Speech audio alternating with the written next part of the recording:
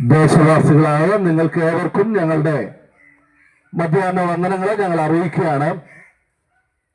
ഞങ്ങൾ ആദ്യമേ സൂചിപ്പിച്ചതുപോലെ വിവിധ സ്ഥലങ്ങളിൽ പോയി ദൈവസ്നേഹത്തെക്കുറിച്ച് പറയുകയും പ്രാർത്ഥിക്കുവാൻ ആവശ്യമുള്ള സ്ഥലങ്ങളിൽ, പ്രത്യേകിച്ചും പല സ്ഥലങ്ങളിലും ഞങ്ങൾ കടന്നു ചെല്ലുമ്പോൾ ആളുകൾക്ക് പ്രാർത്ഥിക്കാനുള്ള വിവിധ വിഷയങ്ങളുമായിട്ട് ഭാരപ്പെടുന്നവരുണ്ട്. അങ്ങനെയുള്ളവര് ഞങ്ങളുടെ അടുക്കലേക്ക് വരുമ്പോൾ അവരുമായിട്ട് ചേർന്ന് സർവവല്ലഭനായ ദൈവത്തിന്റെ മുഖത്തേക്ക് നോക്കുവാനൊക്കെ ആയിട്ടാണ് ഞങ്ങളിങ്ങനെ ആഴ്ചയുടെ ഓരോ ദിവസം കണ്ടെത്തി ഞങ്ങളുടെ ദേശത്ത് തന്നെ ദേശവാസികളായ നിങ്ങളുടെ അടുക്കിലേക്ക് ഞങ്ങൾ കടന്നു വന്നുകൊണ്ടിരിക്കുന്നത്. ഇപ്പോൾ മനോഹരമായ ഒരു സാക്ഷ്യം പ്രിയമുള്ളവരെ നിങ്ങൾ കേട്ടല്ലോ. ഇത് ഞങ്ങൾക്ക് പറയാനുള്ളൂ. ദൈവം ഇന്നും അത്ഭുതം പ്രവർത്തിക്കും. ദൈവത്തിന് അസാധ്യമായിട്ട് ഒരു കാര്യവുമില്ല. ഞങ്ങളുടെ സഹോദരൻ പറഞ്ഞത് നിങ്ങൾ ശ്രദ്ധിച്ചു കാണും. അധികം കാലത്തിന് മുമ്പ് നടന്ന കാര്യമല്ല അദ്ദേഹം പറഞ്ഞത്. ചില മാസങ്ങൾക്ക് മുമ്പ് ഞങ്ങൾ ഓരോരുത്തരും അദ്ദേഹത്തിന്റെ ജീവിതത്തിലെ ആ വലിയ മാറ്റത്തിന് സാക്ഷികളാണ്. വൈദ്യശാസ്ത്രം ഇനിയൊരു പ്രതീക്ഷയില്ല എന്ന് പറഞ്ഞ സാഹചര്യത്തിൽ മിടുക്കന്മാരായ മെഡിക്കൽ കോളേജിലെ ഡോക്ടേഴ്സ് പോലും ഇദ്ദേഹത്തെ ഞങ്ങൾക്കൊന്നും ചെയ്യുവാൻ കഴിയത്തില്ല എന്ന് പറഞ്ഞ സാഹചര്യത്തിൽ ഹൃദയത്തെ മനുഷ്യനെ സൃഷ്ടിച്ച, വിശുദ്ധ തിരുവചനം പറയുന്ന പോലെ ഭയങ്കരവും അതിശയവുമായ മനുഷ്യനെ സൃഷ്ടിച്ച ദൈവം എങ്ങനെ ഒരു മനുഷ്യന്റെ ജീവിതത്തിൽ അത്ഭുതം പ്രവർത്തിക്കുന്നു എന്നുള്ളതിന് സാക്ഷിയാണ് ഞങ്ങളുടെ സഹോദരൻ. അതുകൊണ്ടാണ് തന്റെ ജീവിതത്തെ മുൻനിർത്തി അദ്ദേഹം ഈ സാക്ഷ്യം നിങ്ങളോട് പറഞ്ഞത്. എന്റെ പ്രിയ സഹോദരങ്ങളെ, സുഹൃത്തുക്കളെ, ആരെങ്കിലും നിരാശയോടെ ഇന്ന് ഞങ്ങളുടെ വചനം കേൾക്കുന്നുണ്ടെങ്കിൽ, ആരെങ്കിലും ഇനി എന്റെ ജീവിതത്തിൽ ഒരു പ്രതീക്ഷയില്ല എന്ന് ചിന്തിച്ചുകൊണ്ട്, വൈദ്യശാസ്ത്രം എന്നെ കൈവിട്ടു എന്ന് ചിന്തിച്ചുകൊണ്ട്, മക്കൾ എന്നെ കൈവിട്ടു എന്ന് ചിന്തിച്ചുകൊണ്ട്, ഇനി എന്നെ സഹായിക്കാൻ ആരുമില്ല എന്ന് ചിന്തിച്ചുകൊണ്ട് ഭാരപ്പെടുന്നവരുണ്ടെങ്കിൽ അവരോട് ഞങ്ങൾക്ക് പറയാനുള്ള വാക്കും ഇത് തന്നെയാ. ഞങ്ങൾ ഇവിടെ ഉണ്ട് എന്ന് തിരുവചനത്തിലൊരു വാക്യമുണ്ട്. ഇന്ന് എന്റെ പ്രസംഗ വിഷയം അത് തന്നെയാ. ഞങ്ങൾ ഇവിടെ ഉണ്ട്. ഞങ്ങൾ ഇവിടെ ഉണ്ടെന്ന് പറയുമ്പോൾ ഒരുപക്ഷെ കേൾവിക്കാരായ നിങ്ങൾ ഇങ്ങനെ പറയും, ഞങ്ങളും ഇവിടെ തന്നെയൊക്കെ ഉണ്ട്, ഇത് നിങ്ങൾ ഇവിടെ ഉണ്ടായിട്ട് ഞങ്ങൾക്ക് എന്നാ ഗുണം എന്നൊക്കെ സ്വാഭാവികമായിട്ട് മനുഷ്യൻ ചോദിച്ചു എന്ന് വരാം. ഒരു വ്യക്തി പെട്ടെന്ന് ഒരു ദിവസം വന്നിട്ട് ഞങ്ങൾ ഇവിടെ ഉണ്ടെന്ന് പറഞ്ഞാൽ നിങ്ങളിവിടെ ഉണ്ടായിട്ട് ഞങ്ങൾക്ക് എന്താ ഗുണമെന്ന പെട്ടെന്ന് മനസ്സിലേക്ക് ഒരു ചിന്ത വരത്തുള്ളൂ. പക്ഷെ ഈ വാക്യം, ഇത് ഒരു പ്രത്യേക സന്ദർഭത്തോടുള്ള ബന്ധത്തിൽ ഞാൻ വായിക്കുന്ന വേദഭാഗമാണ്. ഞാൻ ഇതുവരെ അത് വായിച്ചില്ല. ഞാനത് വായിച്ചു കേൾപ്പിക്കും. എങ്കിലും ചില വ്യക്തികൾ ചില സ്ഥലങ്ങളിലുള്ളത് ആ ദേശത്തിനൊരു അനുഗ്രഹമാണ്. ചില വ്യക്തികൾ, ചില ജീവിതങ്ങൾ, പ്രാർത്ഥിക്കുന്ന ചില വ്യക്തികൾ, നന്മ ചെയ്യുന്ന ചില വ്യക്തികൾ, മനുഷ്യന് ഉപകാരം ചെയ്യുന്ന ചില വ്യക്തികൾ ഒരു ദേശത്തുണ്ടെങ്കിൽ അത് ആ ദേശത്തിനൊരു അനുഗ്രഹമാണ്.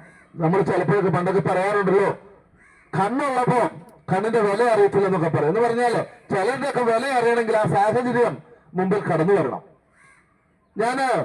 എന്റെ മനസ്സിലൂടെ വന്നൊരു ഉദാഹരണം ഞാൻ ഇതിനു വേണ്ടി പറയാം. ഒരിക്കൽ ഒരു ട്രെയിനില് കുറെ പേര് യാത്ര ചെയ്തുകൊണ്ടിരിക്കുക. കുറെ വ്യക്തികൾ ട്രെയിനിൽ യാത്ര ചെയ്യുമ്പോൾ പ്രായമുള്ള ഒരു വല്യമ്മച്ചിയുണ്ട്. ആ അമ്മച്ചി ട്രെയിനിൽ ഒരു ബർത്തിൽ കിടക്കുക. മറുവശത്ത് കുറെ യുവാക്കന്മാര് അവരാ ട്രെയിനിലുണ്ട്. അവർ വന്നിട്ട് ആ ട്രെയിനിൽ ഇരുന്നപ്പോ തുടങ്ങി വലിയ ബഹളവും കുറെ തമാശയൊക്കെ പറഞ്ഞുകൊണ്ടും ബഹളം വെച്ചുകൊണ്ടൊക്കെ ഈ ട്രെയിനിലൂടെ ഇരിക്കുക. ഇരുന്നപ്പോഴും ചില യാത്രക്കാർക്ക് അതൊരു വിഷമമായിട്ട് തോന്നി. അവർ ചിന്തിച്ചു, കൊള്ളാം, ഇവരിവിടെ ഉള്ളത് കൊണ്ട് ഒരു സ്വസ്ഥയില്ല, മര്യാദക്കൊന്ന് കിടന്നുറങ്ങാൻ പോലും പറ്റത്തില്ല. ഇവന്മാരിവിടെ ബഹളവും വെച്ചുകൊണ്ട് പ്രശ്നം ഉണ്ടാക്കിക്കൊണ്ട് തമാശയും പറഞ്ഞുകൊണ്ട് ഇവരിങ്ങനെ ഇരിക്കുമ്പോൾ ഞങ്ങൾക്ക് എങ്ങനെ സ്വസ്ഥമായിട്ടൊന്ന് കിടന്നു പോലും ഉറങ്ങാൻ പോലും യാത്ര ചെയ്യാൻ പോലും പറ്റത്തില്ലല്ലോ എന്ന് ചിന്തിച്ച് മനസ്സിൽ ഈ യാത്രക്കാരായ യുവാക്കളെ അല്പം ഒന്ന് നിന്ദിച്ചുകൊണ്ട്, അല്പം ഒന്ന് അവരെ കുറിച്ചുള്ള ദോഷം മനസ്സിൽ ചിന്തിച്ചുകൊണ്ട് ഇവരിങ്ങനെ യാത്ര ചെയ്യുക. എന്നാൽ കുറച്ചുനേരം യാത്ര ചെയ്തുകൊണ്ടിരുന്നപ്പോൾ ഈ പ്രായമുള്ള മാതാവിന് ഒരു ദേഹാസ്വസ്ഥത ഉണ്ടാകുവാനായിട്ട് ഇടയായി.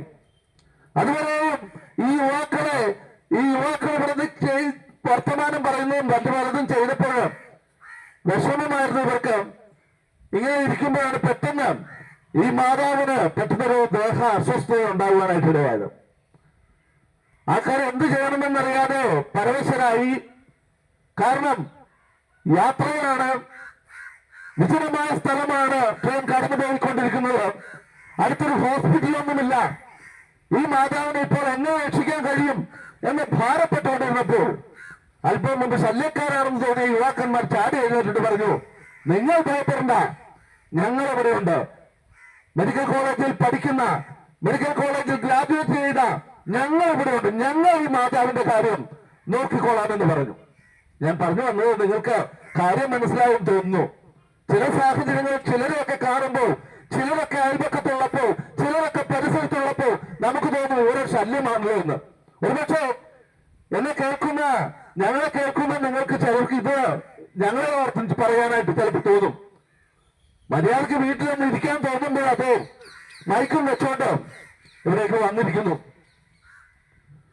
സ്വസ്ഥതരത്തില്ല, ഇവര് ബഹളം വെച്ചോണ്ടിരിക്കുക, സൗണ്ട് ഉണ്ടാക്കിക്കൊണ്ടിരിക്കുക എന്നൊക്കെ ചിന്തിക്കുമ്പോൾ എന്റെ പ്രിയമുള്ളവരെ, ഞങ്ങൾക്ക് പറയാനുള്ളത്, ഞങ്ങളെ ഓർക്കുന്ന, ഞങ്ങൾ ഇവിടെ വരുന്നത് കൊണ്ട് ഗുണമുണ്ടാകുന്ന ചില വ്യക്തികൾ ഈ പരിസരത്ത് തന്നെ ഉണ്ടെന്ന് ഞങ്ങൾക്കറിയാം. ഇനി മറ്റൊരു കാര്യം ഞങ്ങൾക്ക് പറയാനുള്ളത്, ഞങ്ങൾ ഇവിടെ ഉണ്ടെന്ന് പറയുമ്പോൾ ഞങ്ങൾ ഒറ്റയ്ക്കല്ല കേട്ടോ. ഞങ്ങളെ ഈ നിയോഗവുമായിട്ട് അയച്ച ഒരു വ്യക്തിയുണ്ട്. അദ്ദേഹത്തിന്റെ പേരാണ് കർത്താവായ യേശുക്രിസ്തു. കർത്താവായ യേശുക്രിസ്തു യേശുവിനെ അറിയാവുന്ന, യെശുവിനെ സ്നേഹിക്കുന്ന, യേശുവിനെ കണ്ടെത്തിയ ഓരോ വ്യക്തികളോടും താൻ ഉയർത്തെഴുന്നേറ്റപ്പോൾ പറഞ്ഞൊരു വാക്കുണ്ട്, നിങ്ങൾ ഭൂലോകം എപ്പാടും പോയി സകല സൃഷ്ടികളോടും സുവിശേഷം അറിയിക്കണം. ഇത് ഈ ആജ്ഞ കൈക്കൊണ്ടുകൊണ്ടാണ് ഞങ്ങളെന്ന് മാത്രമല്ല, നിങ്ങളിപ്പോ ചിന്തിക്കും ഇവിടെ ഈ കേരളത്തിൽ തിരുവല്ലയിൽ ഈ സഹോദരന്മാരും മറ്റു ചില സഹോദരന്മാരും മാത്രമാണ് സുവിശേഷം അറിയിക്കുന്നത് ചിന്തിക്കേണ്ട. TV തുറന്നു നോക്കിയാൽ മതി, മൊബൈൽ ഫോൺ ഓണാക്കി നോക്കിയാൽ മതി, ലോകത്തിന്റെ ഓരോ കരകളിലും, ആഫ്രിക്കയിലാകട്ടെ അമേരിക്കയിലാകട്ടെ ദേശത്തിന്റെ എല്ലാ ഭാഗങ്ങളിലും ചീറിപ്പായുന്ന ജനസഞ്ചയങ്ങളുടെ ഇടയിൽ സുവിശേഷവുമായി കടന്നു പോകുന്ന ആളുകളെ ഇതുപോലെ തന്നെ കാണുവാനായിട്ട് സാധിക്കും. ഈ ദിവസങ്ങളിൽ പ്രത്യേകിച്ച് മറ്റ് യൂറോപ്യൻ രാജ്യങ്ങളിലൊക്കെ അനേകർ സുവിശേഷവുമായി, മിടുക്കന്മാരായ യുവാക്കൾ സുവിശേഷവുമായി കടന്നു പോകുന്ന ചിത്രം ഫോണിലൂടെയും TV-യിലൂടെ ഒക്കെ എനിക്കും കാണുവാനായിട്ടിടയായി. ലോകമെമ്പാടും നടക്കുന്ന ഒരു കാര്യമാണ് സുവിശേഷം അറിയിക്കുക എന്നുള്ളത്. അതിന് കാരണം ഇതാ, ഇത് ദൈവ നിയോഗമാണ്. എന്നാൽ കർത്താവ് പറഞ്ഞപ്പോൾ ഒരു വാക്കുകൂടി പറഞ്ഞു, നിങ്ങൾ ഭൂലോകമെമ്പാടും പോയി സകല സൃഷ്ടികളോടും സുവിശേഷം അറിയിക്കണമെന്ന് പറഞ്ഞ കർത്താവ് കൂട്ടത്തിൽ പറഞ്ഞൊരു വാക്കുണ്ട്, ഞാനോ ലോകാവസാനത്തോളം എല്ലാ നാളും നിങ്ങളോട് കൂടെ ഇരിക്കും. എന്താണ് ഞങ്ങൾക്ക് സുവിശേഷം അറിയിക്കാനുള്ള ധൈര്യം എന്നറിയാമോ? ഞങ്ങൾ ഒറ്റയ്ക്കല്ല സുവിശേഷം അറിയിക്കുന്നത്. എന്താണ് ഞങ്ങൾ ഇപ്രകാരം മൈക്കും പിടിച്ചുകൊണ്ട് ഓരോ കവലകളിലേക്കും കടന്നു വരുന്നതെന്നറിയാമോ? ഞങ്ങളുടെ കൂടെ ഇരിക്കാമെന്ന് പറഞ്ഞ കർത്താവ്, ഞാൻ നിന്നെ ശക്തീകരിക്കുമെന്ന് പറഞ്ഞ കർത്താവ്, എന്റെ ആത്മാവിനാൽ ഞാൻ നിന്നെ നിറയ്ക്കുമെന്ന് പറഞ്ഞ കർത്താവ് ഞങ്ങളുടെ കൂടെ ഉണ്ട്. അപ്പോൾ ഞങ്ങൾ ഇവിടെ ഉണ്ടെന്ന് പറയുമ്പോൾ വ്യക്തികളായി കാണുന്ന മനുഷ്യരായ ഞങ്ങളെ മാത്രം നിങ്ങൾ കണ്ടാൽ പോരാ. 2 3 പേർ എന്റെ നാമത്തിൽ കൂടി വന്നാൽ അവരുടെ മധ്യേ ഞാനുണ്ട് എന്ന് പറഞ്ഞ വലിയവനായ ദൈവം ഞങ്ങളുടെ കൂടെ ഉണ്ട്. അതുകൊണ്ട് നിങ്ങൾക്ക് ധൈര്യമായിട്ട് ചിന്തിക്കാം, ഇവിടെ ദൈവദാസന്മാരാണ് വന്നിരിക്കുന്നത്. നിങ്ങൾക്ക് ഏതൊരു പ്രയാസവും ഉണ്ടെങ്കിൽ ധൈര്യമായിട്ട് ഞങ്ങളുടെ അടുത്തേക്ക് സമീപിക്കാം. പ്രാർത്ഥിക്കുമ്പോൾ ഞങ്ങൾക്കൊരു ധൈര്യമുണ്ട്. ഞാൻ നിന്റെ കൂടെ ഉണ്ടെന്ന് പറഞ്ഞ കർത്താവ് നിങ്ങളുടെ പ്രാർത്ഥനയ്ക്ക് ഉത്തരം നൽകാൻ, നിങ്ങളുടെ പ്രശ്നത്തിന് പരിഹാരകനായി ഞങ്ങളുടെ കൂടെയുണ്ട്, നമ്മുടെ കൂടെയുണ്ട്, ഈ കവലക്കലുണ്ട്. ഈ സന്ദേശം പറഞ്ഞുകൊണ്ടിരിക്കുമ്പോൾ നമ്മുടെ ഒപ്പമുണ്ടെന്ന് നിങ്ങൾക്ക് ധൈര്യമായി ദൈവത്തിൽ വിശ്വസിക്കാം. ഇനി ഈ ഞങ്ങൾ ഇവിടെ ഉണ്ടെന്ന് പറഞ്ഞ ആ സാഹചര്യം അതുകൂടി വിശുദ്ധ തിരുവചനത്തിൽ നിന്ന് ഞാൻ നിങ്ങളെ ഒന്ന് വായിച്ചു കേൾപ്പിക്കുക. അപ്പോസ്തല പ്രവൃത്തി എന്ന് പറയുന്ന പുസ്തകത്തില് 16-ാം അധ്യായത്തിൽ ഒരു പ്രത്യേക സംഭവത്തോടുള്ള ബന്ധത്തിലാണ് ഞങ്ങൾ ഇവിടെ ഉണ്ട് എന്ന് പറയുവാനായിട്ട് ഇടയായത്. അപ്പോൾ ഞാൻ ആ വേദഭാഗം നിങ്ങളെ ഒന്ന് വായിച്ചു കേൾപ്പിക്കും. ഈ ഞങ്ങളെന്ന് പറഞ്ഞത് ആരാണെന്നും ആരോടാണ് പറഞ്ഞതെന്നും ഏത് സാഹചര്യത്തിലാണ് പറഞ്ഞതെന്നും അതുകൊണ്ടുണ്ടായ ഗുണം എന്താണ് എന്നും നിങ്ങൾക്ക് വേഗത്തിൽ മനസ്സിലാക്കുവാനായിട്ട് സാധിക്കും. ഞാൻ ആ വേദഭാഗം പ്രിയമുള്ളവരെ നിങ്ങളെ ഒന്ന് വായിച്ച് കേൾപ്പിക്കട്ടെ. അപ്പോസ്തല പ്രവൃത്തി 16-ാം അധ്യായത്തിന്റെ 28-ാം വാക്യം അവിടെ തുടങ്ങിയാണ് ഞാൻ വായിക്കുന്നത്. അതിനു മുമ്പ് ഒരു സംഭവം പറയുവാനുണ്ട്, എന്നാൽ വിസ്താര ഭയത്താൽ ഞാൻ ആ 28-ാം വാക്യം തുടങ്ങിയുള്ളത് നിങ്ങളെ ഒന്ന് വായിച്ച് കേൾപ്പിക്കുക. അവിടെ ഇങ്ങനെയാണ് എഴുതിയിരിക്കുന്നത്, അതിന് പൗലോസ്, നിനക്ക് ഒരു ദോഷവും ചെയ്യരുത്, ഞങ്ങളെല്ലാവരും ഇവിടെ ഉണ്ടല്ലോ എന്ന് ഉറക്കെ വിളിച്ചു പറഞ്ഞു. അവൻ വെളിച്ചം ചോദിച്ച് അകത്തേക്ക് ചാടി വിറച്ചുകൊണ്ട് പൗലോസിനെയും ശീലാസിനെയും മുമ്പിൽ വീണു. അവരെ പുറത്തു കൊണ്ടുവന്ന്, യജമാനന്മാരെ, രക്ഷ പ്രാപിക്കുവാൻ ഞാൻ എന്ത് ചെയ്യണമെന്ന് ചോദിച്ചു. ഉത്തരം: കർത്താവായ യേശുവിൽ വിശ്വസിക്ക, എന്നാൽ നീയും നിന്റെ കുടുംബവും രക്ഷ പ്രാപിക്കുമെന്ന് അവർ പറഞ്ഞു. പിന്നെ അവർ കർത്താവിന്റെ വചനം അവനോടും അവന്റെ വീട്ടിലുള്ള എല്ലാവരോടും പ്രസംഗിച്ചു. അവൻ രാത്രിയിൽ ആ നാഴികയിൽ തന്നെ അവരെ കൂട്ടിക്കൊണ്ടുപോയി അവരുടെ മുറിവുകളെ കഴുകി താനും തനിക്കുള്ളവരെല്ലാവരും താമസിയാതെ സ്നാനമേറ്റു. പിന്നെ അവരെ വീട്ടിൽ കൈക്കൊണ്ട് അവർക്ക് ഭക്ഷണം കൊടുത്തു. ദൈവത്തിൽ വിശ്വസിച്ചതിൽ വീടടക്കം ആനന്ദിച്ചു.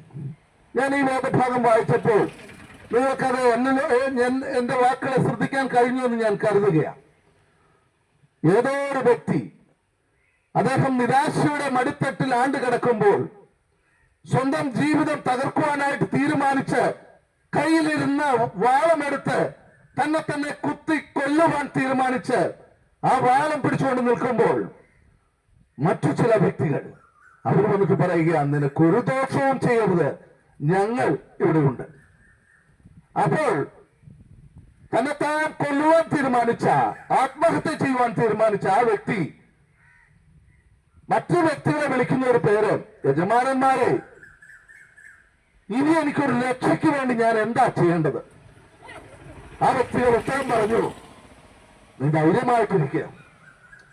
നിന്റെ ജീവിതത്തിൽ നിന്റെ പ്രതീക്ഷ നഷ്ടപ്പെടാൻ കാര്യമായിട്ടില്ല.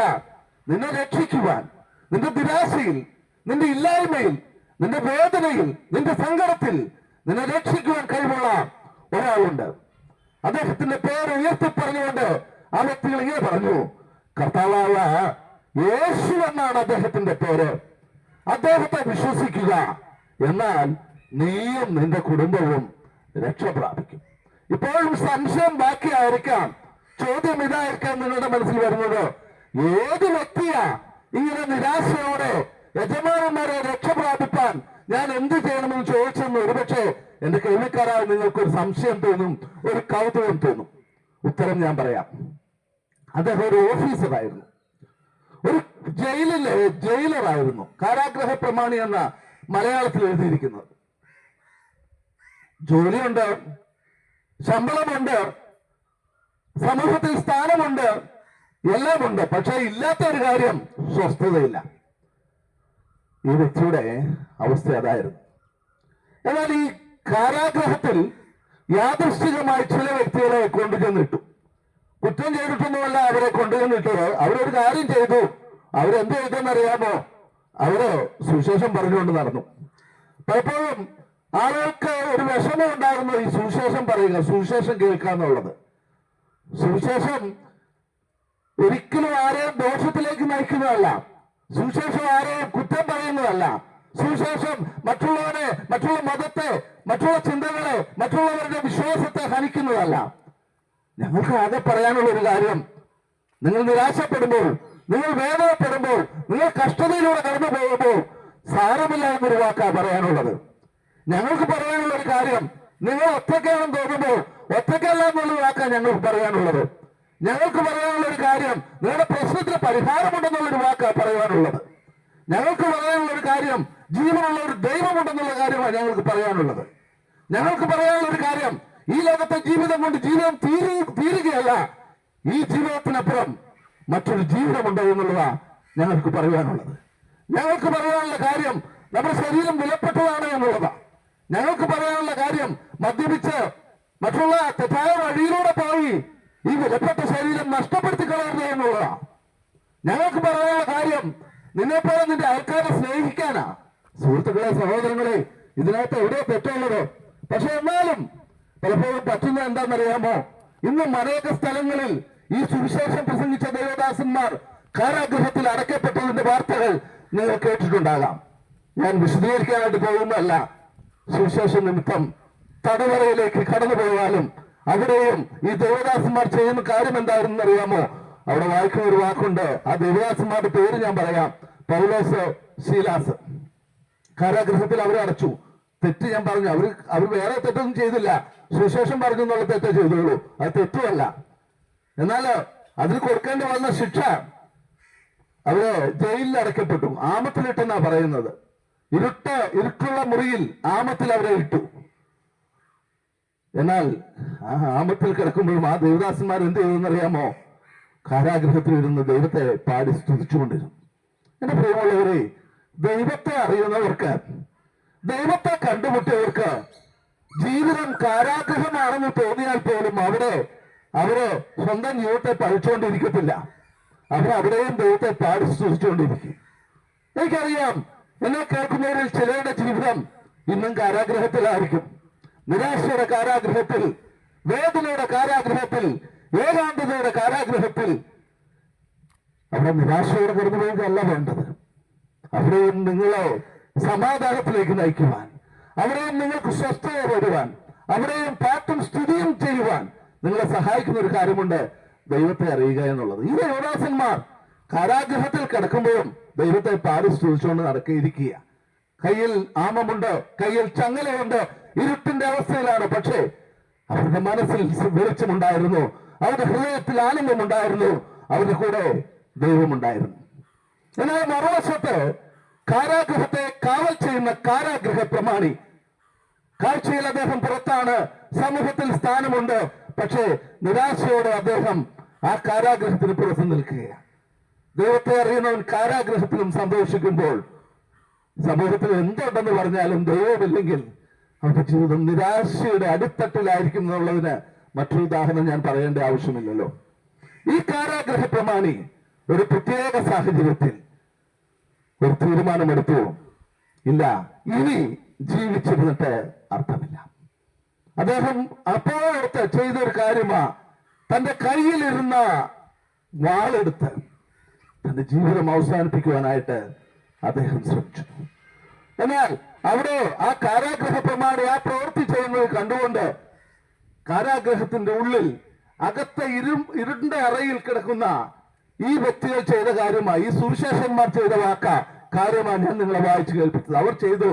അവർ പറഞ്ഞു, കാരാഗ്രഹ പ്രമാണിയോട് പറഞ്ഞു, നിനക്ക് ഒരു ദോഷവും ചെയ്യരുത്, ഞങ്ങൾ ഇവിടെ ഉണ്ടല്ലോ. എന്റെ പ്രിയ സുഹൃത്തുക്കളെ, കേൾവിക്കാരായ നിങ്ങളുടെ ജീവിതത്തിൽ ഇന്ന് നിരാശയോടെയാണ് ഈ വാക്കുകൾ കേൾക്കുന്നത് എങ്കിൽ, രോഗം നിങ്ങളെ നിരാശയുടെ മടിത്തട്ടിലേക്ക് കൊണ്ടുപോയിട്ടുണ്ടെങ്കിൽ, കടഭാരം, ഞങ്ങള് ഭൗതികമായ നന്മ കൊണ്ട് നിങ്ങളെ ദൈവം അനുഗ്രഹിക്കുന്നു പറയാനല്ല, പക്ഷെ എങ്കിൽ പോലും ദൈവത്തെ അറിഞ്ഞാൽ അതിന്റെ നന്മയുണ്ട്. തിരുവചനം ഇപ്രകാരം പറഞ്ഞേ, യഹോവ എന്റെ ഇടയനാകുന്നു, എനിക്ക് മുട്ടുണ്ടാകില്ലെന്ന പുലർത്തുവാൻ, ഭൗതികമായിട്ടാണേലും ആത്മികമായിട്ടാണേലും നിങ്ങളെ പുലർത്തുവാൻ ദൈവത്തിന് കഴിയും. അതുകൊണ്ടാ ഭൗതിക കാര്യം കൂടി ഞാൻ നിങ്ങളോട് പറയുന്നത്. ഏത് വേദനയുടെ ഭാഗത്തും നിങ്ങൾക്ക് ദൈവസന്നിധിയിലേക്കൊന്ന് വരാൻ പ്രിയമുള്ളവരെ. ഈ കാരാഗ്രഹ പ്രമാണി നിരാശയോടുകൂടി ഇരുന്നപ്പോൾ ഒരുപക്ഷെ ഇന്ന് വരെ ആരും തന്റെ അടുക്കൽ വരുന്ന തടവുകാരെ യജമാനന്മാരെ എന്ന് വിളിച്ചിട്ടുണ്ടാകത്തില്ല. എന്നാല് ഈ അകത്തെ ആമത്തിൽ കിടക്കുന്ന ഈ തടവ് പുള്ളികളെ നോക്കി കാരാഗ്രഹ പ്രമാണിയായി ഈ ഓഫീസർ വിളിച്ച വാക്കാ ഞാൻ നിങ്ങളെ വായിച്ചു കേൾപ്പിച്ചത്. അദ്ദേഹം ഈ തടവ് പുള്ളികളായിട്ടുള്ള ദേവദാസന്മാരെ നോക്കി വിളിക്കുക, യജമാനന്മാരെ. എന്നിട്ട് അടുത്ത വാക്ക്, എനിക്കൊന്ന് രക്ഷപ്പെടണം, ഞാൻ എന്താ ചെയ്യേണ്ടത്? തടവിൽ കിടന്ന ഈ ദേവദാസന്മാർക്ക് അതിന് ഉത്തരമുണ്ടായിരുന്നു. ഞങ്ങൾ ഇവിടെ ഉണ്ടെന്ന് പറയുമ്പോൾ ഞാൻ ആദ്യം ഒരു ഡോക്ടേഴ്സിന്റെ കാര്യം പറഞ്ഞു.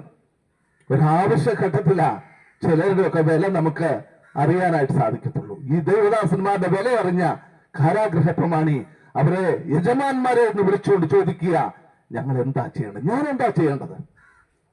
അദ്ദേഹം ഉത്തരം പറഞ്ഞു, ദേവദാസന്മാർ ഉത്തരം പറഞ്ഞു, കർത്താവായ യേശുവിൽ വിശ്വസിക്കുക. പലപ്പോഴും ആളുകള് ഈ കാര്യം കേൾക്കുമ്പോൾ അല്പം ഒരു സംശയവും ഒക്കെ തോന്നും, ഇവരെന്താ വല്ല മതത്തിന്റെ കാര്യം പറയാനായിട്ടാണോ വന്നത്? എന്റെ പൊന്നു സുഹൃത്തുക്കളെ, ഞാൻ പറയട്ടെ, കർത്താവായ യേശു ഒരു മതത്തിന്റെയും വക്താവല്ല. ക്രിസ്തു മതം എന്ന മതത്തിന്റെ സ്ഥാപകനല്ല ക്രിസ്തു. പകരം സകല ഭൂവാസികളെയും ഒരുപോലെ കാണുന്ന വിശുദ്ധ തിരുവചനം കർത്താവിനെ കുറിച്ച് പറയുന്ന വാക്യപ്രകാരമാണ്, തന്റെ ഏകജാതനായ പുത്രനിൽ വിശ്വസിക്കുന്ന ഏവരും നശിച്ചു പോകാതെ നിത്യജീവൻ പ്രാപിക്കേണ്ടതിന് ദൈവം അവനെ നൽകുവാൻ തക്കവണ്ണം ലോകത്തെ സ്നേഹിച്ചു. അതിന്റെ അർത്ഥം യേശുവിൽ വിശ്വസിക്കുന്ന ഇന്ന മതക്കാരൻ നശിച്ചു പോകാതെ എന്നല്ല, പകരം മനുഷ്യനായി ഭൂമിയിൽ പിറവിയെടുത്ത ഏത് വ്യക്തിയെയും സ്നേഹിക്കുന്നതാണ് കർത്താവായ യേശു ക്രിസ്തു. കർത്താവായ യേശു ക്രിസ്തുവിന്റെ ആഗ്രഹം ഒരു മനുഷ്യനും നശിച്ചു പോകരുതെന്ന. എന്തുകൊണ്ടാണ് ഈ കാരാഗ്രഹത്തിൽ കിടന്ന വ്യക്തികൾ കാരാഗ്രഹ പ്രമാണിയെ, ഒരുപക്ഷെ മറ്റുള്ളവരൊക്കെ ഈ കാരാഗ്രഹ പ്രമാണിയെ പകയോടെ നോക്കുമ്പോൾ, തങ്ങളെ തടവിലിട്ടിരിക്കുന്ന വ്യക്തിയെ പകയോടെ നോക്കുമ്പോൾ അദ്ദേഹത്തോടും സഹോദര നിനക്കൊരു ദോഷവും ചെയ്തെന്ന് പറയാൻ കാരണം എന്താ? കർത്താവ് അവരെ സ്നേഹിക്കുന്നു. സുവിശേഷത്തിന് എതിര് നിൽക്കുന്നവരെയും കർത്താവ് സ്നേഹിക്കുന്നു. പ്രിയമുള്ളവരെ, ദൈവത്തെ എതിർക്കുന്നവരെയും ദൈവവചനത്തെ എതിർക്കുന്നവരെയും സുവിശേഷം വേണ്ട എന്ന് പറഞ്ഞ് തങ്ങളുടെ വാതിലുകൾ കൊട്ടി അടയ്ക്കുമ്പോഴും ഞങ്ങൾക്ക് നിങ്ങളോടും പറയാനുള്ള ഒരു കാര്യം, എന്റെ പൊന്നു സഹോദര, കർത്താവ് നിന്നെ സ്നേഹിക്കുന്നു. അപ്പോൾ ഈ കാരാഗ്രഹ പ്രമാണിയെ കർത്താവ് സ്നേഹിച്ചു. ഇത് ഈ കാരാഗ്രഹത്തിൽ കിടന്ന വ്യക്തിയെ വിളിച്ചു പറഞ്ഞു. അപ്പോൾ അവരോട് ചോദിച്ചു, എങ്ങനെയാ എനിക്ക് രക്ഷ പ്രാപിക്കാൻ കഴിയുന്നത്? അപ്പോൾ കാരാഗ്രഹ പ്രമാണിയോട് പറഞ്ഞ വാക്കുകൂടി പറഞ്ഞ് ഞാൻ വേഗത്തിൽ എന്റെ വാക്കുകൾ അവസാനിപ്പിക്കാം. ഈ ദൈവദാസന്മാർ പറഞ്ഞു, നിനക്ക് രക്ഷ പ്രാപിക്കാൻ, നിന്റെ കുടുംബത്തിന് രക്ഷ പ്രാപിപ്പാൻ, നിന്റെ പ്രശ്നത്തിൽ നിന്ന് നിന്നെ രക്ഷിക്കുവാൻ, നിന്റെ പാപത്തിൽ നിന്ന് നിന്നെ രക്ഷിക്കുവാൻ, നിനക്ക് നിത്യമായ ഒരു രക്ഷ തരുവാൻ ഒരാൾക്ക് കഴിയും. അദ്ദേഹത്തിന്റെ പേരാ കർത്താവായ യേശു. ഇനി കർത്താവായ യേശുവിന് എന്ത് ചെയ്യണം? കർത്താവായ യേശുവിനെ കുറിച്ച് നീ ഒരുപാട് അറിഞ്ഞ് ഒരു പണ്ഡിതനായ നിനക്ക് രക്ഷ കിട്ടിയെന്ന് വരത്തില്ല. യേശുവിനെ കുറിച്ച് ഒരു പക്ഷെ എന്നേക്കാൾ അറിയാവുന്ന ബൈബിളിന്റെ മുക്കും മൂലയും തികഞ്ഞു പരിശോധിക്കുന്ന വ്യക്തി ജീവിതങ്ങൾ ഒരു പക്ഷെ എന്നെ കേൾക്കുന്നുണ്ടായിരിക്കാം.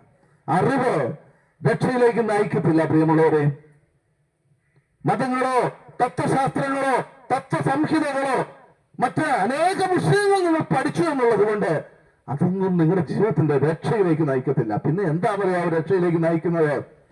വിശ്വസിക്കുക, കർത്താവായ യേശുവിൽ വിശ്വസിക്കുക. അപ്പോൾ ഒരു കാര്യം ചോദിക്കും, എല്ലാവരും എന്നോട് ചോദിക്കാം, അത് ഞങ്ങളും വിശ്വസിക്കുന്നുണ്ട്, യേശു ദൈവമാണെന്ന് വിശ്വസിക്കുന്നുണ്ട്, യേശുവും ദൈവമാണെന്ന് വിശ്വസിക്കുന്നുണ്ട്, ഞങ്ങൾ വിശ്വസിക്കുന്നുണ്ട് എന്ന് പറയും. ഞാൻ ഇങ്ങനെ പറയട്ടെ, യേശു ദൈവമാണെന്ന് വിശ്വസിച്ചുകൊണ്ട് നീ രക്ഷ പ്രാപിക്കണമെന്നില്ല. പിന്നെ എന്താ വിശ്വസിക്കേണ്ടത്? നിങ്ങൾ വിശ്വസിക്കേണ്ട ഒരു കാര്യം കൂടി പറഞ്ഞ് ഞാൻ വേഗത്തിൽ വാക്കുകളെ അവസാനിപ്പിക്കാം. നിങ്ങൾ വിശ്വസിക്കേണ്ടത് കർത്താവായ യേശു എന്തിനാണ് ഈ ഭൂമിയിലേക്ക് വന്നതെന്നുള്ളത് മനസ്സിലാക്കുക, അത് വിശ്വസിക്കുക. അപ്പൊ ചോദിക്കും, എന്തിനാണ് കർത്താവായ യേശു ക്രിസ്തു ഭൂമിയിലേക്ക് വന്നത്? ഞങ്ങൾക്കൊക്കെ അറിയാം, ക്രിസ്തുമസ് ആഘോഷിക്കുന്നുണ്ട്. അപ്പോൾ എല്ലാവരും പറയും ക്രിസ്തുവിന്റെ ജനനത്തെ ആഘോഷിക്കുന്നതെന്ന്. ഈസ്റ്റർ ആഘോഷിക്കുന്നുണ്ട്, ദുഃഖവെള്ളി ആഘോഷിക്കുന്നുണ്ട്. അപ്പോൾ എല്ലാവരും പറയും ക്രിസ്തുവിന്റെ ക്രൂശമരണത്തെ ആഘോഷിക്കുന്നതെന്ന്. ഈസ്റ്റർ ആഘോഷിക്കുന്നുണ്ട്, അപ്പോൾ എല്ലാവരും പറയും ക്രിസ്തുവിന്റെ ഉയർത്തെഴുന്നേൽപ്പിനെ ആഘോഷിക്കുന്നതെന്ന്. ഇതൊക്കെ അറിഞ്ഞാൽ മതിയോ? തീർച്ചയായും ഇതിനകത്തൊരു വലിയ സത്യമുണ്ട്, അതുകൂടി നിങ്ങളൊന്ന് അറിയണം. എന്താ സത്യം? കർത്താവായ യേശു സാക്ഷാൽ ദൈവമാണെന്ന് പറഞ്ഞപ്പോൾ മറ്റൊരു കാര്യം കൂടി പറയാനായിട്ട് ഞാൻ ആഗ്രഹിക്കാം. ദൈവം മനുഷ്യരൂപത്തിൽ ഈ ഭൂമിയിലേക്ക് കടന്നു വന്ന വ്യക്തിവിശേഷമാ കർത്താവായ യേശു ക്രിസ്തു. എന്തിനാണെന്നറിയാമോ? മനുഷ്യനിലുള്ള ഒരു പാപപ്രവൃത്തി, മനുഷ്യനെ ദൈവത്തിൽ നിന്ന് അകറ്റുന്നത്.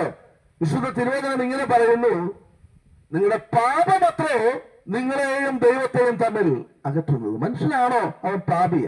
വിശുദ്ധ തിരുവചനം പറയുന്നു, ഒരു വ്യത്യാസവുമില്ല, എല്ലാവരും പാപം ചെയ്ത് ദൈവതേജസ്സില്ലാത്തവരായി തീർന്നു. അപ്പോഴോ മനുഷ്യൻ തന്റെ പാപമോചനത്തിനായി പല പരിഹാരക്രിയകൾ ചെയ്യുന്നു. രക്ഷപ്പെടുവാൻ, പാപത്തിൽ നിന്ന് രക്ഷപ്പെടുവാൻ, നിത്യമായ നാശത്തിൽ നിന്ന് രക്ഷപ്പെടുവാൻ മനുഷ്യൻ പല പരിഹാരക്രിയകൾ ചെയ്യുന്നു. തിരുവചനം അതിനെക്കുറിച്ച് ഇങ്ങനെ പറയുന്നു, മനുഷ്യന്റെ പുണ്യപ്രവൃത്തികൾ, മനുഷ്യന്റെ പാപപരിഹാര പ്രവൃത്തികൾ ദൈവം മുമ്പാകെ കറപുരണ്ട തുണി പോലെയാ. അപ്പൊ പിന്നെ എന്താ മാർഗം? മനുഷ്യനെ പാപത്തിൽ നിന്ന് രക്ഷിക്കുവാൻ, മനുഷ്യന്റെ പാപത്തിന് മോചനം നൽകുവാൻ എന്താ മാർഗം? ദൈവം തന്നെ അതിനുള്ള മാർഗം ഒരുക്കി. ആ മാർഗത്തിന്റെ പേരാ കർത്താവായ യേശു. യേശു എന്ന വാക്കിന്റെ അർത്ഥം രക്ഷകനെന്ന. ഇന്നേക്ക് 2025 വർഷം മുമ്പ് കർത്താവായ യേശു ഭൂമിയിലേക്ക് വന്നത് അവൻ തന്റെ ജനത്തെ അവരുടെ പാപത്തിൽ നിന്ന് രക്ഷിക്കാൻ ഇരിപ്പുകൊണ്ട് നീ അവന് യേശു എന്ന് പേരിടുന്നു. അപ്പോൾ യേശു എന്തിനെ ഭൂമിയിൽ വന്നത്? മനുഷ്യനെ അവന്റെ പാപത്തിൽ നിന്ന് രക്ഷിക്കാനാ. എങ്ങനെയാ യേശു പാപത്തിൽ നിന്ന് മനുഷ്യനെ രക്ഷിക്കുന്നത്? സുഹൃത്തെ, ഞാൻ പറയട്ടെ, ഞാനും നിങ്ങളും അനുഭവിക്കേണ്ട പാപത്തിന്റെ ശിക്ഷ, എന്റെ കയ്യിലും നിങ്ങളുടെ കൈകളിലും ഏൽക്കേണ്ട പാപത്തിന്റെ കടോര പാടുകൾ, ഞാനും നിങ്ങളെ ചോദ്യം തീർക്കേണ്ട പാപത്തിൻ്റെതായ നിത്യദണ്ഡനം ദൈവം തന്നെ മനുഷ്യരൂപത്തിൽ ഈ ഭൂമിയിലേക്ക് വന്ന് എനിക്കും നിങ്ങൾക്കും പകരമായി അനുഭവിച്ചു. അതാണ് കാൽവറി ക്രൂശിലെ പരമയാഗം. ക്രൂശിലെ യാഗം നിങ്ങളോട് വിളിച്ചു പറയുന്ന ഒരു വലിയ വസ്തുതയുണ്ട് പ്രിയമുള്ളവരെ. ഇരു കൈകളിലും കാരുമ്പാണികളാൽ തുളയ്ക്കപ്പെട്ടവനായി, കാലുകളിൽ കാരുമ്പാണി അണിയപ്പെട്ടവനായി, ശരീരം മുഴുവനും ചാട്ടവാറിന്റെ അടിയാൽ രക്തചാലുകളായിട്ട് ഒരു മാംസപിണ്ഡം പോലെ ക്രൂശിൽ തൂങ്ങിക്കിടക്കുന്ന കർത്താവായ യേശു ക്രിസ്തുവിന്റെ ആ രൂപം നിങ്ങളോട് വിളിച്ചു പറയുന്ന ഒരു വസ്തുതയുണ്ട് പ്രിയമുള്ളവരെ. കർത്താവ് പറഞ്ഞ വാക്ക് ഇതാണ്: മകനെ, നിനക്ക് വേണ്ടിയാ ഞാൻ ഈ ശിക്ഷ മുഴുവൻ അനുഭവിക്കുന്നത്. നിന്റെ പാപത്തിൽ നിന്ന് നിന്നെ രക്ഷിക്കുവാൻ, നിനക്ക് പാപമോചനം തരുവാൻ, അതിനു വേണ്ടിയാ. ഞാൻ നിങ്ങളോട് സ്വർഗത്തെ കുറിച്ച് വാഗ്ദാനം ചെയ്യാനല്ല. തീർച്ചയായും കർത്താവ് വിശ്വസിക്കുന്നവർക്ക് അതെല്ലാം ഉണ്ടാകും. എന്നാൽ അതിനപ്പുറം നിങ്ങളെ സ്നേഹിക്കുന്ന, നിങ്ങൾക്ക് മറ്റാരിലും കാണാത്ത അത്ര വിശിഷ്ടമായ സ്നേഹം നിങ്ങളോട് കാണിച്ച വിശുദ്ധ തിരുവചനത്തിൽ ഇപ്രകാരം ഒരു വാക്കുണ്ട്: ക്രിസ്തുവോ നാം പാപികളായിരിക്കുമ്പോൾ തന്നെ നമുക്ക് വേണ്ടി മരിക്കയാൽ ദൈവം തനിക്ക് നമ്മളോടുള്ള സ്നേഹത്തെ പ്രദർശിപ്പിക്കുന്നു. ക്രൂശ് നിന്നെ ദൈവം സ്നേഹിക്കുന്നു എന്നുള്ളത് തെളിയിച്ച സ്ഥലമാണ്. ആ ക്രൂശിലേക്ക് നീ ഒന്ന് നോക്കണം. ഞാൻ ആദ്യം പറഞ്ഞ വാക്കിലേക്ക് ഒന്നുകൂടി മടങ്ങി വരട്ടെ. കർത്താവായ യേശുവിൽ വിശ്വസിക്കുക എന്ന് പറയുമ്പോൾ കാൽവരി ക്രൂശിന്റെ അടുക്കിലേക്ക് നിങ്ങൾ കടന്നു വന്നിട്ട് ക്രൂശിതനായ ആ രൂപത്തെ നോക്കി ഇപ്രകാരം പറയണം: കർത്താവായ യേശുവേ, ക്രൂശിൽ അങ്ങ് പരമയാഗമായി തീർന്നത് എനിക്ക് വേണ്ടിയാണ് എന്ന് ഞാൻ വിശ്വസിക്കുന്നു. അത്രയും മതിയോ? യേശു ക്രൂശിൽ മരിച്ചത് എനിക്ക് വേണ്ടിയാണെന്ന് ഞാൻ വിശ്വസിച്ചാൽ മതിയോ? ക്രിസ്തു ക്രൂശിൽ മരിക്കുക മാത്രമല്ല കേട്ടോ ചെയ്തത്. ക്രൂശിതനായ ക്രിസ്തു ക്രൂശിൽ ശരീരം ബലിയായി തീർത്തുവെങ്കിൽ മൂന്നാം ദിവസം ക്രൂശിനെ കല്ലറയെ കൊണ്ട് ഉയർത്തെഴുന്നേറ്റു. ഉയർത്തെഴുന്നേറ്റ ക്രിസ്തു ഈ ഭൂമിയിൽ നിന്നും ധാരണം ചെയ്തു ഇന്ന് സ്വർഗത്തിൽ മഹിമയുടെ വലത് ഭാഗത്ത് ദൈവമായി, സർവശക്തനായി, രോഗത്തിന് സൗഖ്യം നൽകുന്നവനായി, പ്രശ്നങ്ങൾക്ക് പരിഹാരം നൽകുന്നവനായി, നിന്നെ സ്നേഹിക്കുന്നവനായി ഇന്നും ഈ ക്രിസ്തു സ്വർഗത്തിൽ ജീവിക്കുന്നു. അപ്പോൾ ക്രിസ്തുവിൽ വിശ്വസിക്കുക എന്ന് പറഞ്ഞാൽ കർത്താവായ യേശു എന്റെ പാപത്തിന് പരിഹാരമായിട്ടാണ് ക്രൂശിൽ മരിച്ചതെന്ന് ഞാൻ വിശ്വസിക്കുന്നു. കർത്താവായ യേശു ഇന്നും ഉയർത്തെഴുന്നേറ്റ് മഹിമയിൽ ജീവിക്കുന്നു എന്ന് ഞാൻ വിശ്വസിക്കുന്നു. കർത്താവായ യേശു ഇനി എത്രയും വേഗം വീണ്ടും വരുമെന്ന് ഞാൻ വിശ്വസിക്കുന്നു. മാത്രമല്ല, ഇന്നും എന്റെ ജീവിതത്തിന് മാറ്റം വരുത്തുവാൻ, എന്നെ നയിക്കുവാൻ ഈ ക്രിസ്തുവിന് കഴിയുമെന്ന് നിങ്ങൾ വിശ്വസിക്കണം. എന്നിട്ട് നിങ്ങളുടെ ജീവിതത്തിന്റെ ഉത്തരവാദിത്വം ക്രിസ്തുവിന് ഏറ്റുകൊടുക്കണം. യേശുവിനെ വെറും യേശു എന്നല്ല വിളിച്ചത്, കർത്താവായ യേശു. കർത്താവായ യേശു എന്ന് പറഞ്ഞാൽ നിങ്ങളുടെ ജീവിതത്തിന്റെ ഭരണം നടത്തുന്ന യേശു. അങ്ങനെ കർത്താവിനെ ഏൽപ്പിച്ചു കൊടുക്കണം നമ്മുടെ ജീവിതത്തെ. വിശുദ്ധ തിരുവചനം രക്ഷിക്കപ്പെടുവാൻ പറയുന്നൊരു വാക്ക് ഇതാണ്: യേശുവിനെ കർത്താവെന്ന് വായ് കൊണ്ട് ഏറ്റുപറയുകയും ദൈവം അവരെ മരിച്ചവരിൽ നിന്ന് ഉയർത്തെഴുന്നേൽപ്പിച്ചു എന്ന് താങ്കൾ ഹൃദയം കൊണ്ട് വിശ്വസിക്കുകയും ചെയ്യണം. എന്ന് പറഞ്ഞാൽ യേശു എനിക്ക് വേണ്ടി മരിച്ചു, യേശു ഉയർത്തെഴുന്നേറ്റു, യേശു ഇന്നും ജീവിക്കുമെന്ന് ഹൃദയത്തിൽ വിശ്വസിക്കുമ്പോൾ മറുവശത്ത് അധരങ്ങളെ തുറക്കണം. ഇനി മേലാൽ ജീവിക്കുന്നത് ഞാനല്ല, എന്റെ ഹൃദയത്തിൽ, എന്റെ ജീവിതത്തിൽ യേശു ജീവിക്കുന്നു എന്ന് പറഞ്ഞ് നമ്മുടെ ജീവിതത്തിന്റെ ഭരണം, ഉത്തരവാദിത്വം ക്രിസ്തുവിനെ ഏൽപ്പിച്ചു കൊടുക്കുമ്പോൾ ഹൃദയം വിശ്വാസത്താൽ നിറയുകയും അധരം ക്രിസ്തുവിനെ സ്വീകരിക്കുകയും ചെയ്യുന്ന അതേ നിമിഷത്തിൽ എന്റെ സഹോദര സഹോദരി, താങ്കൾ രക്ഷിക്കപ്പെടും, രക്ഷപ്രാപിക്കും. കാലഗ്രഹപ്രമാണം രക്ഷപ്രാപിച്ചു. അടുത്ത വാക്കുകൂടി പറഞ്ഞ് ഞാൻ അവസാനിപ്പിക്കുക. രക്ഷപ്രാപിച്ചപ്പോൾ സന്തോഷം തന്റെ ഹൃദയത്തിൽ അലതല്ലി. ആ രക്ഷ, ആ സന്തോഷം തന്റെ ഉള്ളിൽ അടക്കുവാൻ കഴിയാതെ അദ്ദേഹം വീട്ടിലേക്ക് ഓടിപ്പോയി. ഭാര്യയെ കണ്ടു, മക്കളെ കണ്ടു. അവരോട് പറഞ്ഞു: എന്റെ മക്കളെ, നമ്മുടെ പ്രശ്നത്തിനൊരു പരിഹാരമുണ്ട്, നമ്മുടെ ജീവിതത്തിലെ അസമാധാനത്തിനൊരു പരിഹാരമുണ്ട്, നമുക്ക് എല്ലാ പ്രശ്നങ്ങളും പരിഹരിക്കാൻ കഴിയുന്ന ഒരു വ്യക്തിയുണ്ട്, അദ്ദേഹത്തെ ഞാൻ കണ്ടെത്തി. ഈ സന്തോഷം തന്റെ കുടുംബത്തോട് പറഞ്ഞപ്പോൾ കുടുംബാംഗങ്ങൾക്ക് മനസ്സിലായി ജീവിതത്തിൽ പ്രശ്നത്തിനൊരു പരിഹാരം, എന്റെ ജീവിതത്തിൽ എന്നെ സ്നേഹിക്കുന്ന ഒരു വ്യക്തിയുണ്ടെന്ന് മനസ്സിലായി. അതിന്റെ പരിണിത ഫലം എന്താണെന്ന് അറിയാമോ? ഈ കാരാഗ്രഹ പ്രമാണി മാത്രമല്ല, കുടുംബവും ഭാര്യയും മക്കളും എല്ലാവരും യേശുവിനെ സ്വീകരിച്ചു. അടുത്തത് എന്താണെന്നറിയാമോ? നമ്മൾ വായിക്കുന്നത് ആ വീട്ടിൽ വലിയ ആനന്ദമുണ്ടായി. ഞങ്ങൾ ഇവിടെ ഉണ്ടെന്ന് ആ ദേവദാസന്മാർ പറഞ്ഞപ്പോൾ ആനന്ദവും കൊണ്ട് വന്ന ദേവദാസന്മാരായിരുന്നു അവര്. ഞങ്ങൾ ഇവിടെ ഉണ്ടെന്ന് പറഞ്ഞപ്പോൾ പ്രശ്നത്തിന് പരിഹാരവുമായിട്ട് വന്ന ദേവദാസന്മാരായിരുന്നു അവര്. ഞങ്ങൾ ഇവിടെ ഉണ്ടെന്ന് പറഞ്ഞപ്പോൾ ലോകരക്ഷകനായ ക്രിസ്തുവിനെ ഓർത്തുന്ന ദേവദാസന്മാരായിരുന്നു അവര്. ഇന്ന് ഈ കവലയിൽ നിന്നുകൊണ്ട് ഞങ്ങൾക്കും പറയാനുള്ളത്, ഞങ്ങൾ ഇവിടെയുണ്ട്, ഞങ്ങൾ ഒറ്റയ്ക്കല്ല, ഞങ്ങളുടെ കൂടെ നിങ്ങളെ സ്നേഹിക്കുന്ന കർത്താവുണ്ട്. ഞങ്ങൾ ഒറ്റയ്ക്കല്ല, ഞങ്ങളുടെ കൂടെ നിങ്ങൾക്ക് വേണ്ടി ക്രൂശിൽ മരിച്ച കർത്താവുണ്ട്. ഞങ്ങൾ ഒറ്റയ്ക്കല്ല, നിങ്ങളുടെ ഹൃദയത്തിൽ, നിങ്ങളുടെ ജീവിതത്തിലേക്ക് കടന്നു വരാൻ ആഗ്രഹിക്കുന്ന കർത്താവുണ്ട്. കർത്താവിനെ വിശ്വസിക്കുമോ? ദൈവമക്കളായി തീരുമോ? പ്രശ്നത്തിന് പരിഹാരമുണ്ട് സുഹൃത്തുക്കളെ. രോഗത്തിന്, പ്രയാസങ്ങൾക്ക്, ബുദ്ധിമുട്ടുകൾക്ക് മുമ്പിൽ നിങ്ങൾ പതറിപ്പോവുകയല്ല വേണ്ടത്. സഹായിക്കാൻ കഴിവുള്ള ക്രിസ്തുവിലേക്ക് നിങ്ങളുടെ ജീവിതത്തെ ഏൽപ്പിച്ചു കൊടുക്കുമോ? കർത്താവ്, എനിക്കങ്ങനെ ആവശ്യമുണ്ട്, എന്റെ ജീവിതത്തിലേക്ക് കടന്നു വരണമേ എന്ന് പറഞ്ഞ് യേശുവിന് ജീവിതം ഏൽപ്പിച്ചു കൊടുക്കുവാൻ ദൈവം നിങ്ങളെ സഹായിക്കട്ടെ. ഞങ്ങൾ ഇവിടെയുണ്ട്.